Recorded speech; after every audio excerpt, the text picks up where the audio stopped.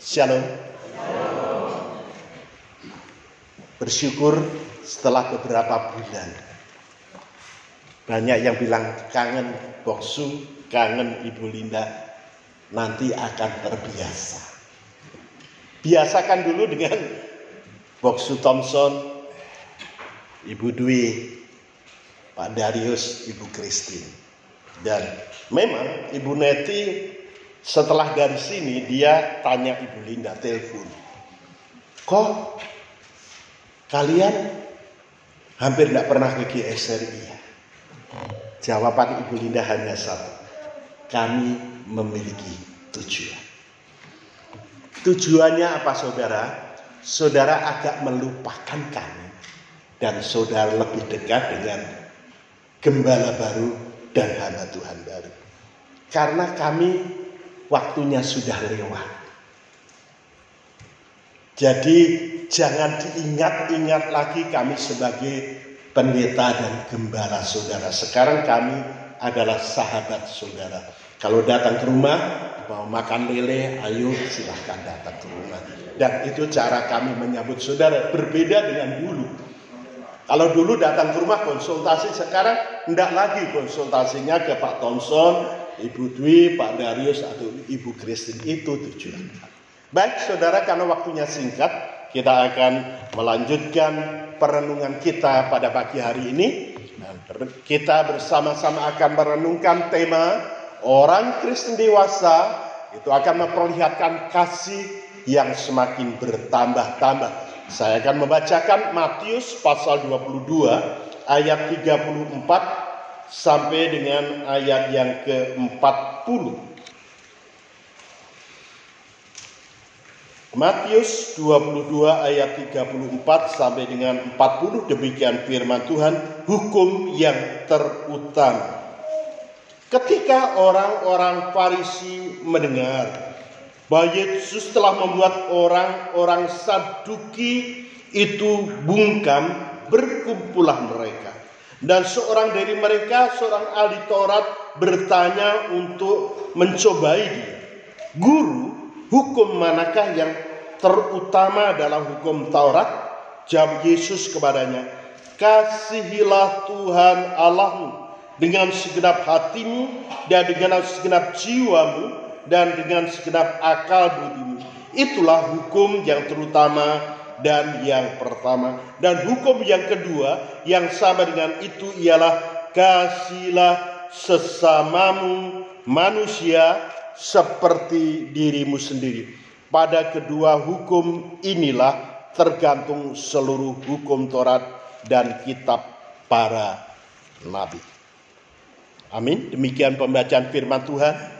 Yang berbahagia kita yang membaca firman, mendengar firman, merenungkan dan menyimpan dalam kehidupan kita, bahkan melakukannya dari hari lepas hari.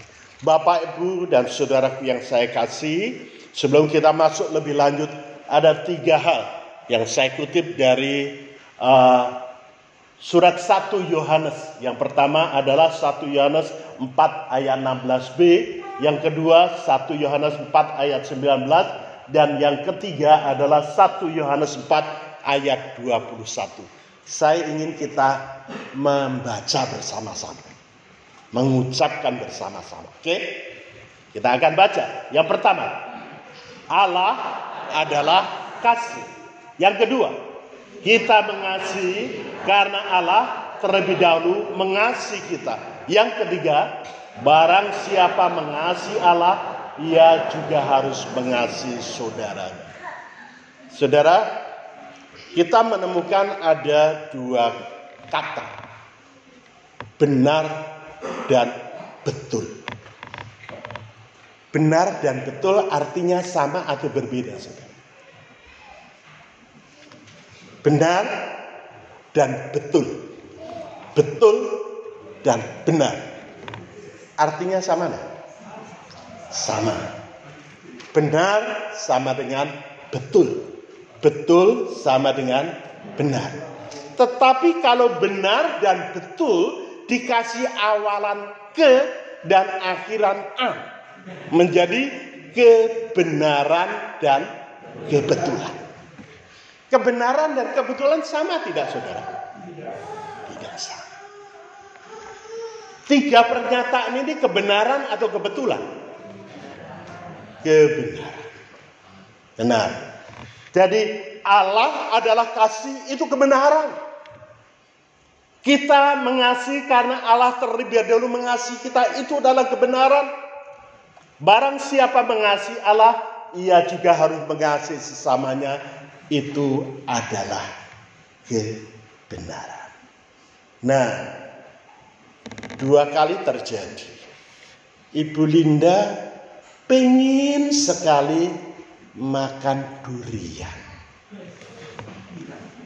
Dia bilang, nanti beli ya Pak? Ya, tapi lewat gak jadi beli. Besoknya ada durian dikirim ke rumah. Jadi akhirnya kami makan durian walaupun tidak beli. Nah, suatu kali juga Ibu Linda bilang, saya pengen makan empek-empek.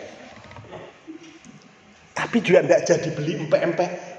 Kemudian berapa hari kemudian datang empek-empek ke rumah, kami makan empek-empek. Saudara, kejadian yang terjadi ini kebenaran atau kebetulan? Kebetulan. Jadi kita bisa mendeteksi antara kebenaran dan kebetulan karena kebenaran itu bersifat absolut dan kekal. Tetapi kalau kebetulan itu relatif dan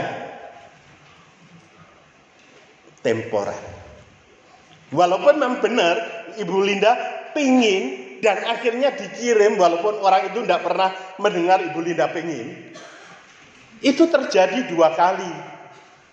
Tetapi itu adalah kebetulan karena tidak selalu. Coba kalau selalu Ibu Linda pengen terus tiap hari ada yang kirim gitu. Jadi itu adalah kebetulan. Orang yang dewasa harus memperlihatkan kasih yang semakin bertambah-tambah. Ini kebenaran atau kebetulan? Kebenaran. Artinya kita semua sebagai orang-orang percaya, kita yang mengaku dewasa atau yang ingin dewasa harus menunjukkan kasih yang makin bertambah-tambah. Saudara, kita orang-orang percaya memang memiliki satu identitas yang unik, disebut sebagai umat yang mengasihi. Kenapa? Karena Allah terlebih dahulu mengasihi kita. Maksud kita bersama-sama merayakan Natal, kita pun sedang mengingat dan merayakan wujud nyata dari kasih Allah itu untuk umat manusia. Karena Yohanes 3:16 kita semua sudah hafal. Karena begitu besar kasih Allah akan dunia ini, sehingga dia mengaruniakan anaknya yang tunggal, supaya barang siapa percaya tidak binasa, melainkan beroleh hidup yang kekal. Dan ingat, setiap kali Natal kita sedang mengingat akan perwujudan kasih Allah. Dan kita adalah orang-orang percaya.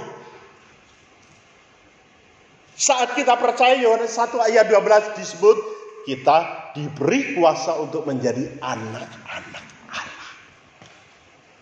Yesus adalah anak Allah yang tunggal, Son of God. Kita adalah anak-anak Allah yang jamak dan banyak, the children of God. Dan kita harus hidup semakin hari menyerupai Yesus. Karena ukuran kedewasaan kita adalah menjadi sama serupa seperti Yesus.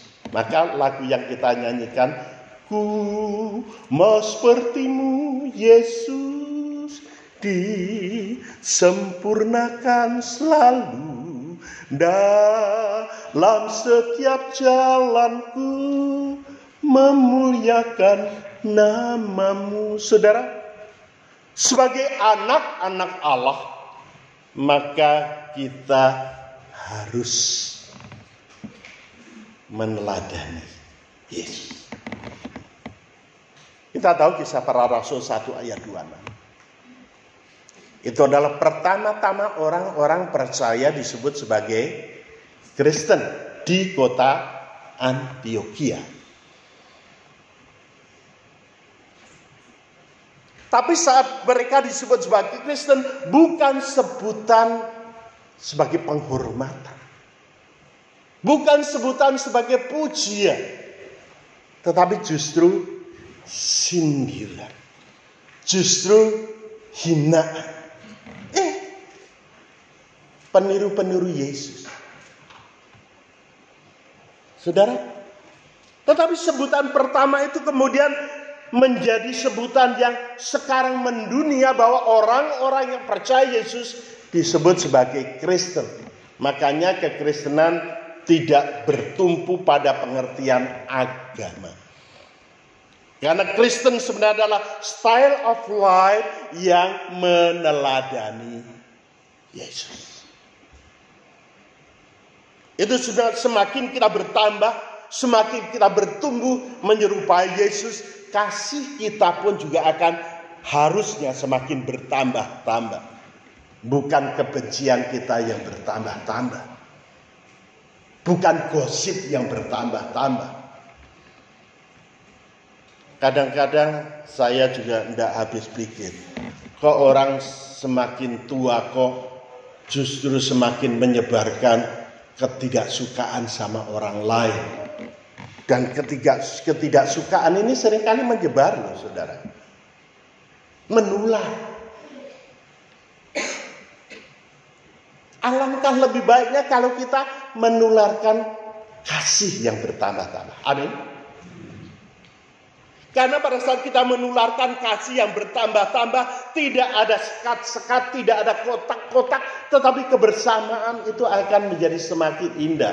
Itu juga terjadi dalam keluarga, terjadi dalam bergereja, terjadi di dalam bermasyarakat pun. Saya punya tetangga baru. Tetangga itu adalah orang-orang yang tidak percaya sebenarnya. Satu panggilannya adalah Pak Cik. Istrinya Uni, karena dia orang dari Sumatera Barat, Padang. Kemudian satu lagi, tadinya saya ketemu. Ngomong-ngomong dia bilang, saya Denny Maringka Pak. Tapi ternyata telusur lama-lama, anaknya kok pada, artinya sudah Maringka yang meninggalkan Yesus. Tapi orang-orang ini saudara, belum berapa lama dengan kami itu sangat dekat sekali. Sampai yang Uni itu kalau kami agak lama tidak datang gitu, bilang, Lindoe kemana? Sepi. Ya datang. Kenapa? Karena kami biasa ngundang mereka datang, beli kue pasar, kemudian bikin kopi, kue dan kopi ngobrol. Itu kan kegiatan orang yang sudah pensiun, sudah. Terus kemudian juga ini, yang Denny Maringka ini sama ibunya namanya Novi. Ternyata akhirnya kami tahu bahwa Novi itu memang orang Jawa. Jadi rupanya dia ikut istri. Kalau sudah lama Dani, kapan datang lagi ke sini? Kita kangen, pengen ngopi-ngopi bareng. Ya saudara, itulah kebersamaan yang indah. Walaupun berbeda kepercayaan, tetapi tidak jadi sebab. Bahkan Pak Cik itu bilang, Pak rasanya, dia memang manggil saya Pak Pendeta, rasanya kita belum lama ya, tapi kenapa akrab begini? Ya. Saudara, nah mari kita teruskan bersama-sama. Kasih kita yang bertambah-tambah, yang menunjukkan kedewasaan itu harus kita lakukan dalam dua relasi. Relasi pertama adalah relasi yang vertikal. Vertikal itu artinya dengan Tuhan. Karena itu relasi atas bawah. Dalam ayat 37 di situ dikatakan, kasihilah Tuhan Allahmu dengan segenap hatimu dan dengan jiwamu dan dengan segenap akal budimu. Itulah hukum yang terutama dan pertama. Saudara-saudara, ini adalah kasih yang harus kita tunjukkan, yang harus kita terus pelihara, kita pupuk untuk bisa semakin bertambah-tambah dalam mengasihi Tuhan. Dan ini merupakan satu ringkasan daripada 10 perintah yang pertama sampai yang keempat. Artinya apa? Pada saat kasih kita bertambah-tambah kepada Tuhan, maka kita akan bisa menunjukkan bahwa kasih itu akan membuat kita tidak melanggar 10 perintah. Paling tidak perintah pertama sampai perintah yang keempat. Yang pertama adalah tidak ada Allah lain selain Allah yang kita percaya dan kita sembah dalam Yesus. Karena Tuhan mengatakan jangan ada padamu ilah lain di hadapanku. Tapi ternyata kita seringkali lalai. Menggantikan Allah dengan ilah yang lain. Apa yang menjadi yang paling utama dalam kehidupan kita, itulah yang menggantikan Allah. Bisa harta, bisa kedudukan, dan macam-macam. Yang kedua, pasti kita tidak akan membuat patung dan menyembahnya. Ya, sekarang patung pun bukan berarti berwujud benda. Artinya dari batu, dari kayu yang kita buat ditaruh untuk disembah. Bukan. Tetapi patung-patung artifisial pun bisa terjadi. Yang membuat akhirnya kita mengabaikan Tuhan. Yang ketiga, kita tidak akan menyebut nama Tuhan dengan sembarangan. Artinya pada saat kita menyebut nama Tuhan, kita harus bertanggung jawab. Tujuannya bertanggung jawab untuk apa? Memuliakan nama Tuhan. Tetapi secara latah banyak orang dikit-dikit mengatakan, ya Allah. Saudara kesandung, ya Allah. Itu kan sama dengan menyebut sembarangan. Gitu. Artinya pada saat kita menyebut nama Tuhan, harus dipastikan bahwa itu untuk memuliakan Tuhan, bukan hanya serampangan.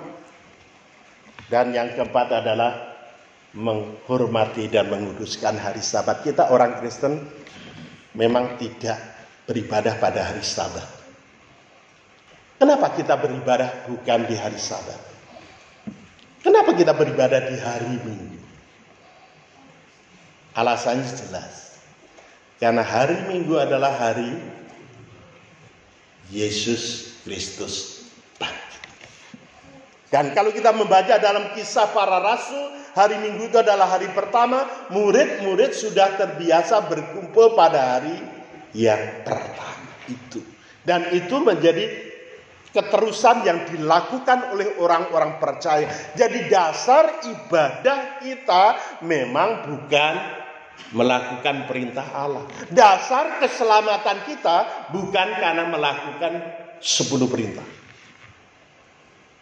Karena kalau kita mendasarkan keselamatan kita pada 10 perintah, tidak ada kita yang selamat. Mau jungkir balik apapun, tidak ada yang selamat. Karena tidak ada yang mampu untuk melakukan sempurna 10 perintah Allah. Satu-satunya yang dapat melakukan dengan sempurna siapa?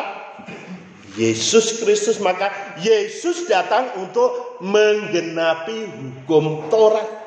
Dan keselamatan kita berdasarkan pada karya Yesus yang sudah dengan sempurna mengerjakan hukum Taurat, menggenapi hukum Taurat itu. Dan dia mengorbankan dirinya untuk menebus dan menyelamatkan saya dan saudara.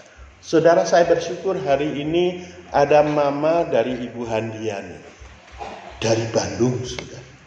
Saya tadi lupa nyebut namanya, siapa Ibu? Ibu Sunarti. Saudara, usia dia berapa, saudara? 2 bulan lagi 100. 2 bulan lagi 100 tahun. Tadi Ibu Sunarti ngomong, saya tidak mau diajak ke Solo, saya mau diajak ke Bekasi. Salah satunya mau ketemu Ibu Linda. Saudara, usia hampir 100 tapi masih datang beribadah. Itu menunjukkan bukti bahwa Ibu Sunarti mengasihi Tuhan. Kalau sudah tua itu gampang ngantuk. Saudara, saya 65 saja gampang ngantuk. Nanti kerja dikit-dikit tiduran di kursi malas itu tertidur. Bangun lagi kerja-kerja, beberapa pot selesai, capek lagi, tidur lagi. Jadi sehari itu bisa, itulah kegiatan orang pensiun. Tapi Ibu Sunarti masih mau datang beribadah. Ini jam untuk orang tua itu jam ngantuk juga, saudara. Karena dulu opa oma di Blitar juga kalau sudah gitu gampang, terus kemudian saya lihat berdua udah tertidur gitu. Nanti bangun lagi, tidak lama lagi masuk kamar tidur lagi. Sudah, mari kita contoh orang tua. Kita mengasihi Tuhan yang bertambah-tambah. Sehingga pada saat kita mengasihi Tuhan bertambah-tambah, 4 perintah Allah itu tidak akan kita langgar. Kita akan taati. Makanya lagunya kemudian tolong dibukakan. Kita boleh menyanyikan. Allah Bapa, kami mengasihimu. Ayo kita nyanyikan. Yesus Kristus, Tuhan yang kudus, kami yang ada di sini. Nah, ini untuk hadirat-Mu yang suci, berhiaskan kekudusan dan jubah pujian. Kami datang melayani Sang Raja yang Maha Tinggi, yang telah bertahta di surga. Yesus Kristus namanya. Hosana, Hosana di tempat yang tinggi. Hosana,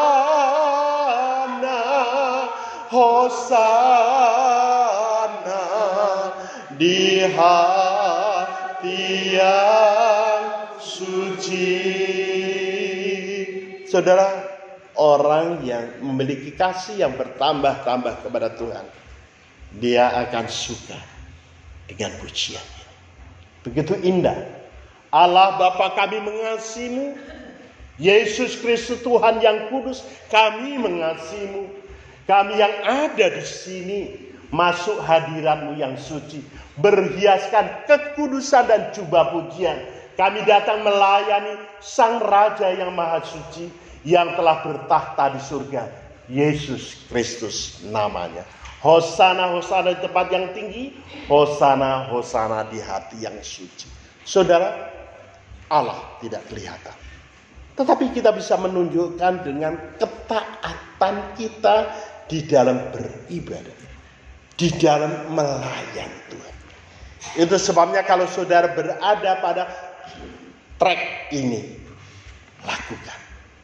Sampai seperti ibu yang sudah hampir 100 tahun tetap mengasihi Tuhan. Yang kedua,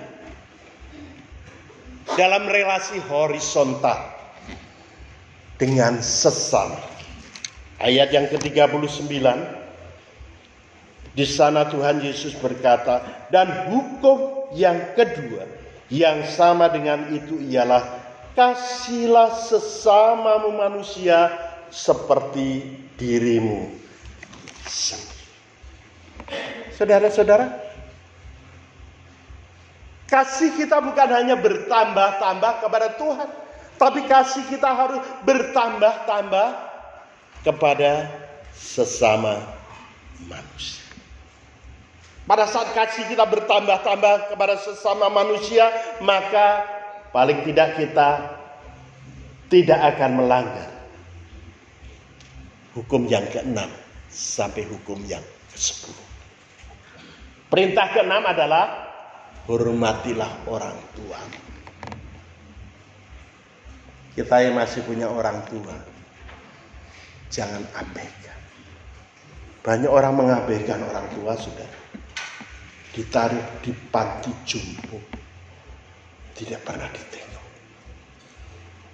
Anaknya kaya, mobilnya Mercy BMW, tapi orang tua ditaruh begitu saja karena menganggap dia sudah membayar kepada panti itu.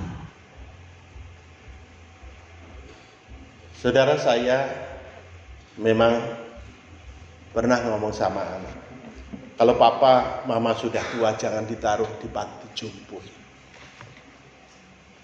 Memang ada orang-orang tua yang memilih panti jompo karena dianggap ada teman-teman lain yang senasib. Kalau di rumah kesepian, ya kalau di rumah jangan anak kemudian karena sibuk tidak pernah perhatikan orang tua. Sudah, ini sangat penting, menghormati orang tua selagi masih hidup. Jangan pada saat sudah mati kemudian dibikinkan kuburan yang bagus, yang mahal. Dia sudah tidak menikmati apa-apa, tidak tahu apa-apa, saudara. Tetapi pada saat hidup, kalau kesukaan es krim, belikan es krim di bawah. Dia akan suka dan karena dia menikmati. Menghormati orang tua. Tidak membunuh. Karena perintah Allah mengatakan yang ketujuh, jangan membunuh. Tetapi bukan hanya pembunuhan secara fisik.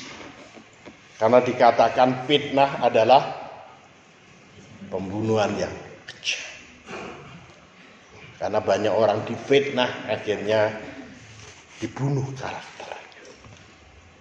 Kemudian tidak berzina.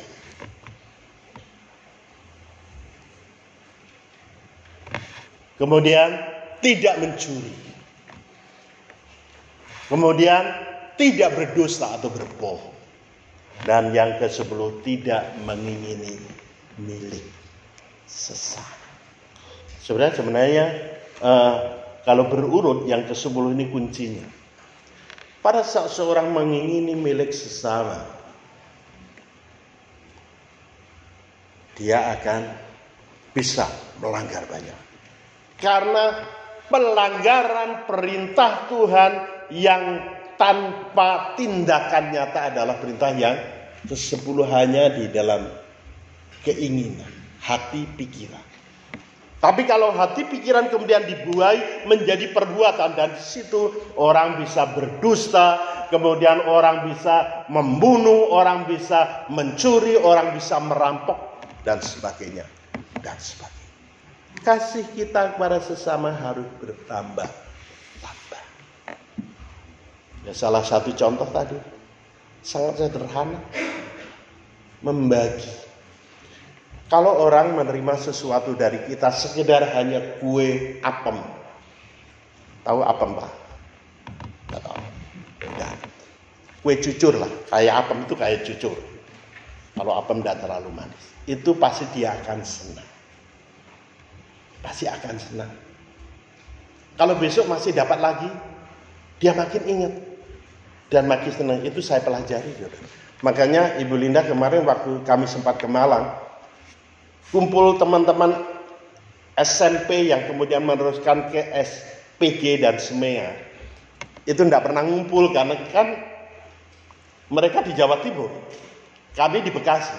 Waktu kemarin kami ke Malang, kemudian Ibu Linda telepon temennya yang di Pasuruan, namanya Mbak Prapti. Mbak Prap, saya pengen teman-teman ngumpul, mau ndak ya? Kemudian dimasukkan di grup-grup, akhirnya 50 orang lebih kumpul di rumah opa di kampung. Jadi datang dari Surabaya, dari Pasuruan, dari Probolinggo, dari Malang, dan Blitar sendiri. Senang sekali. Walaupun hanya disediain petai, sambal, soto, ayam kampung. Tapi senang sekali mereka semua makan. Tertawa-tertawa. Karena apa? Ya ada 40 tahun lebih tidak ketemu, saudara.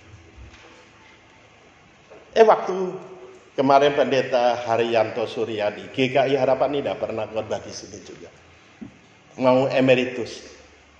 Ada teman saya dari Surabaya, Pendeta Nathanael Canning.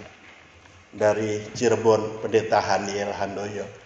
Dari Jakarta, Pendeta Hendra G. Mulia. Pendeta Samueli. Satu lagi apa? Dari Bandung. Tien King. Waktu datang saya jemput di Farmer, saya langsung, wah saya bersyukurnya. Raja Tien nyambangin saya, kan Tien King. Raja Tien. Saya bangga. Terus kemudian ada 2 bapak istri. Ibu Linda nyediain apa, saudara?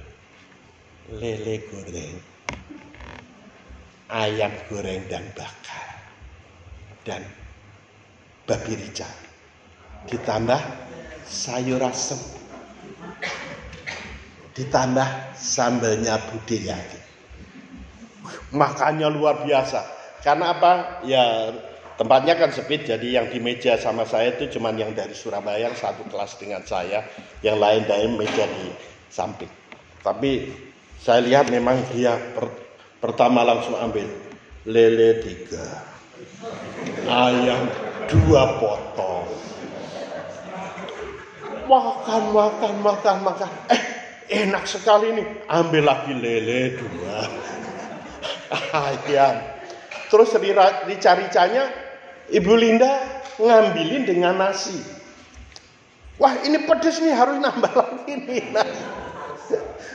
Saudara-saudara, mereka tuh seneng hanya makanan sederhana. Nah kan setelah selesai makan kan, ya kami kumpul lah ke GKI Harapan Indah karena saya juga diundang. Rupanya saat harus makan, kan catering, mereka ditawarin makan Pak Pendeta. Enggak, masih kenyang, cuman makan buah. Besoknya, kan waktu itu hari Senin, Selasa Ibu Linda di KW atau PW-nya GKI Harapan Indah. Ngobrol langsung baru tahu. Oh ternyata biangnya Ibu Linda. Beberapa pendeta kemarin itu tidak mau makan, katanya kenyang. Karena biangnya Ibu Linda sudah makan di legenda semua. Saudara, mereka senang. Menunjukkan kasih yang nyata. Ini Pak Herman ngundang saya nanti di belakang tuh kopi. Itu wujud kasih yang nyata. Karena kalau saya sudah di traktir kopi sama katanya bakso, saya pasti ya kenyang, seneng, ndak akan benci Pak Herman. Ya sederhana, saudara. Mari kita lakukan supaya kasih kita semakin bertambah-tambah, pergaulan kita semakin luas, persaudaraan kita semakin luas, dan di masa tua kita akan merasakan happy. Kami berdua jalan kemanapun happy, hanya berdua. Nanti kalau ke AW belinya 1 cangkir roti yang pakai floating. Kemudian 1 hamburger, potong 2 ya Mas.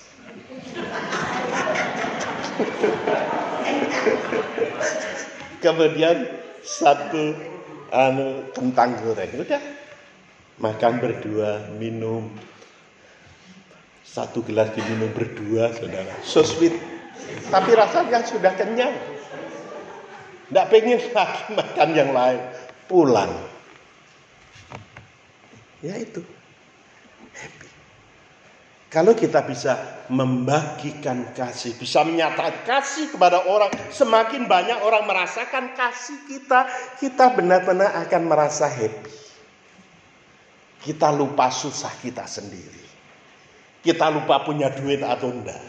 Yang penting masih bisa bayarin kopi orang. Benar, saudara. Mari kita bersama-sama menyatakan kedewasaan kita dengan kasih kita yang bertambah-tambah kepada Tuhan dan kasih kita yang bertambah-tambah kepada sesama kita. Dan lagu yang terakhir, saudara kasih tahu. Kasih pasti lemah lembut, kasih pasti memaafkan, kasih pasti murah hati, kasihmu Tuhan. Kita nyanyikan bersama-sama, yuk, Antoni.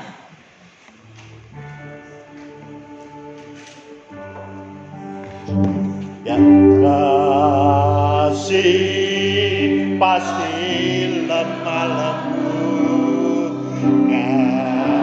kasih pasti memaafkan, kasih pasti murah hati, kasihmu